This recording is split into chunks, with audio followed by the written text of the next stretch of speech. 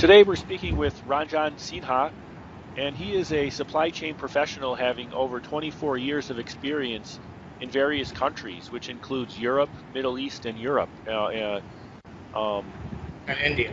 and India, yes. So Ranjan, thanks for spending the time here to share your views on this topic. Hi Dustin, it's great to talk to you again. Today I will be speaking about why there is a dearth of supply chain talent and how do we mitigate it. Thanks. My first question is, why is the supply chain talent shortage so worrisome? Well, consider this scenario.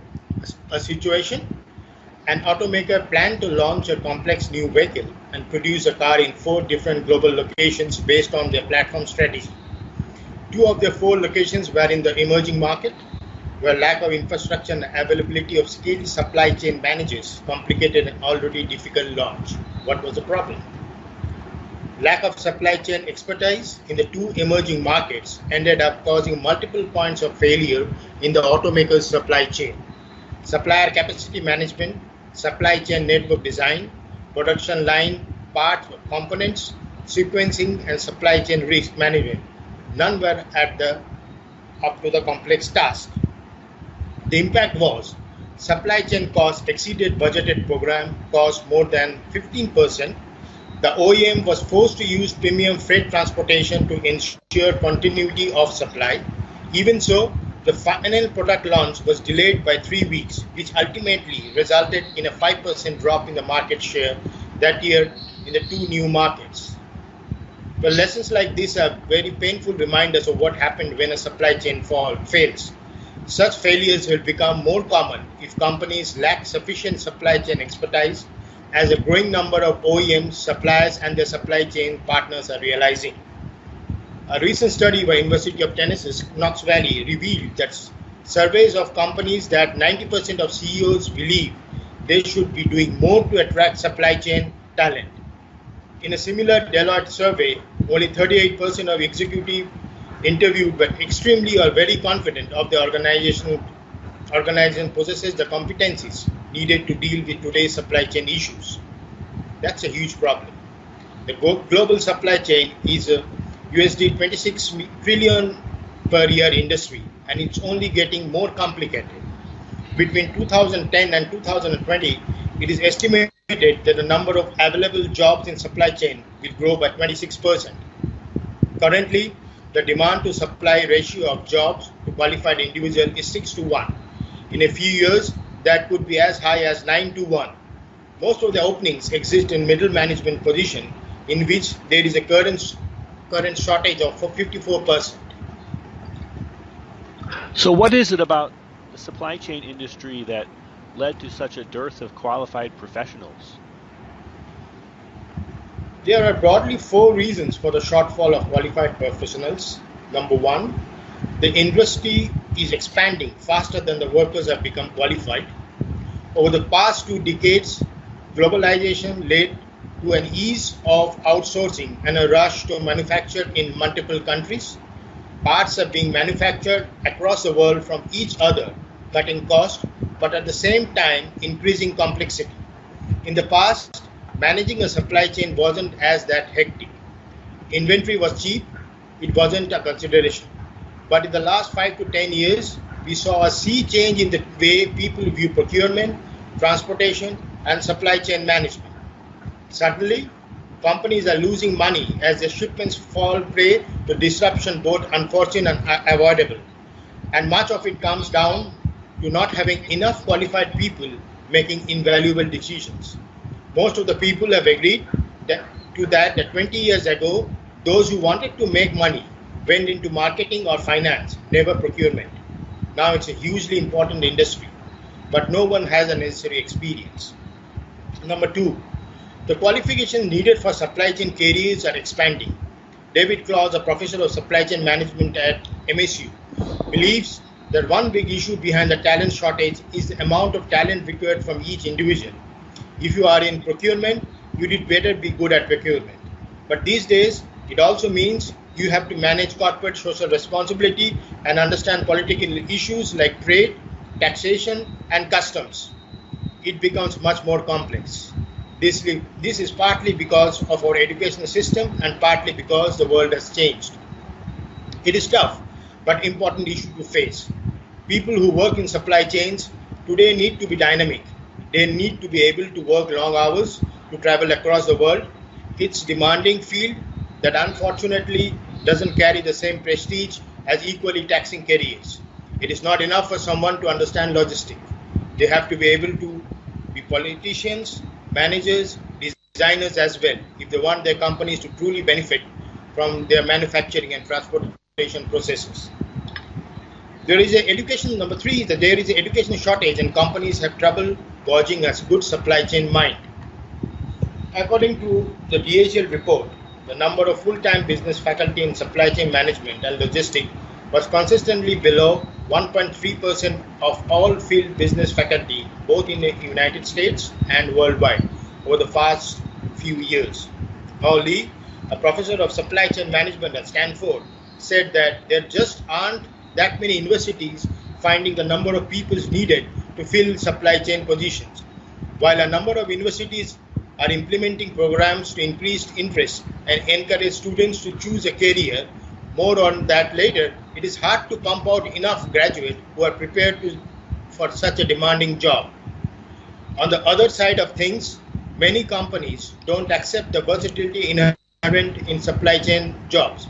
Professor Lee gave the example of someone in procurement who might help change the way a prototype is designed and produced. That's not old school procurement, sure, but it would greatly affect manufacturing and help the company. So the upper level manager should be aware that a supply chain manager might do a lot for other departments, but it all comes back to the supply chain. Number 4, supply chain has an image problem. Richard Belding, a professor of supply chain at the University of Cranfield, UK, said that most people he knows just stumbled upon supply chain from engineering or business. Very few people actually make the decision, especially at a college level, to study the world of supply chain. Many people don't even know what the term means, and until recently, that wasn't a huge problem. But now, working in the global supply chain necessitates a thorough understanding of how it works, meaning that it may become harder for professionals to fall into that career. It's time for the industry to accept the supply chain doesn't have the best connotations. While the career itself is dynamic, demanding an integral part of any company, most people would say it sounds pretty boring. So, why the huge disparity? Partly because of the changing global environment, and partly because efforts to change that perception are also pretty new. But many people believe that a shift in connotations can stem from the clearer understanding of what supply chain professionals do and lead to a big increase in supply chain talent management. To secure its future, the industry must tackle the supply chain talent shortage head-on and develop more effective talent acquisition, development, and retention strategies. So how do you then resolve the talent gap? Well, there are some mitigation measures which applied can resolve the problem. Number 1, industry collaboration. The automotive industries, OEM, suppliers, third-party logistics service providers, and academic institutions have begun to take a proactive stand on resolving the talent gap.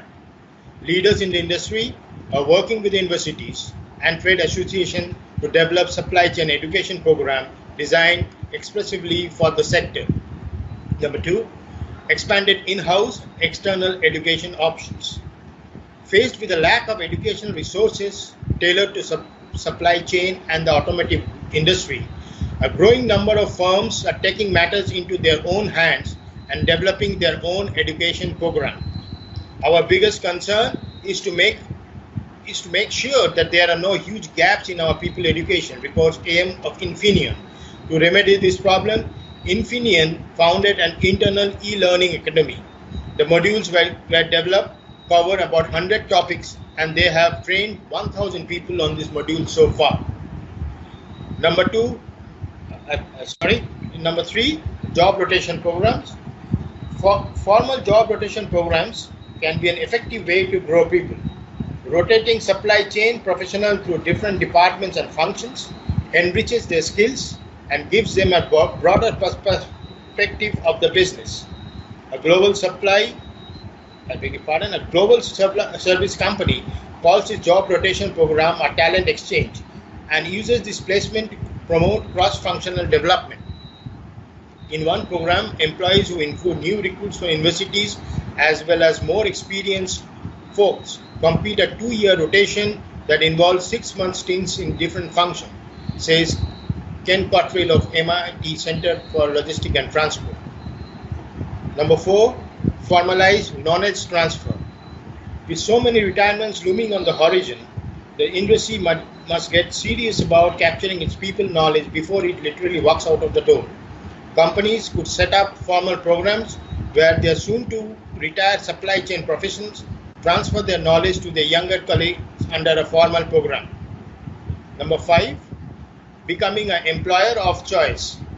Companies will need to do more to retain the supply chain talent they have, and that means taking steps to ensure they are an attractive place to work.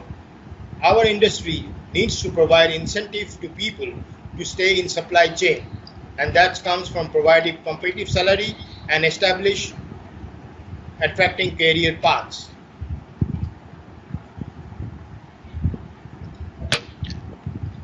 And then, can you talk about some of these incentives?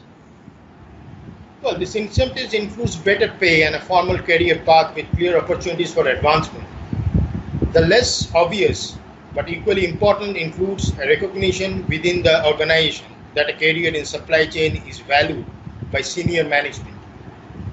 We need to eliminate the perception that supply chain isn't a valuable profession or is less valuable than any other career such as finance or marketing. Supply chain can't be seen as a fallback position as a less worthy profession. This means corporate culture needs to change, and that change must come from C-level. Well, thank you, Ranjan, for sharing your thoughts on this subject. Thank you, Dustin. It was my pleasure.